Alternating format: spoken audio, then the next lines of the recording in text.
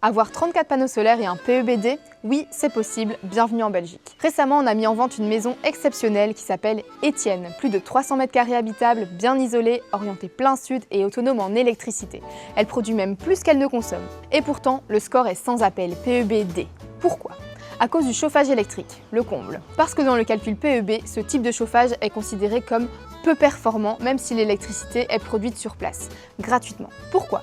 Parce que le PEB considère l'électricité comme une énergie coûteuse à produire. Chaque kilowattheure est multiplié par 2,5 dans le calcul et est censé refléter les pertes entre la centrale électrique et votre prise. Mais ici, avec de l'énergie locale et renouvelable, c'est clairement absurde. Résultat, une maison presque autonome à faible charge est classée comme un gouffre énergétique. Alors qu'en réalité, elle est plus performante que beaucoup de maisons notées C. Et ce n'est pas qu'une question d'image. Un mauvais PEB, c'est moins de visibilité, moins d'acheteurs et souvent une pression sur le prix. Attention qu'il reste tout de même un levier possible. L'installation d'une batterie. Stocker l'électricité rend la maison moins dépendante du réseau et améliore donc le score PEB.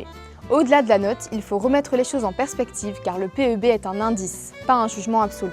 Vous visitez une maison qui possède des panneaux solaires, le conseil qu'on peut vous donner est de demander le montant que paient chaque mois les propriétaires en énergie. Non seulement c'est plus parlant, mais c'est surtout plus concret. Et si à l'inverse vous vendez une maison qui possède des panneaux, pensez à expliquer. Montrez vos relevés, vos factures, vos choix. Parce qu'une lettre peut faire peur, mais un bien expliqué, ça rassure. Et si vous avez un doute ou une question, n'hésitez pas à nous contacter.